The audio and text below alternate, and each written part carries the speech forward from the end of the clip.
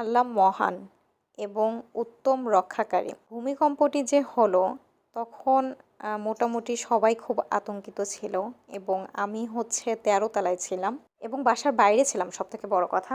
তো আমার বিড়াল হচ্ছে আমার বাসায় আমার রুমে, মানে আমার বেডরুমে একাই ছিল, যেহেতু আমার বাসায় আরও দুজন মেয়ে থাকে পাশের রুমে। তো যে সময় ভূমিকম্পটি হয়েছিল তখন আমি বাসার বাইরেই ছিলাম।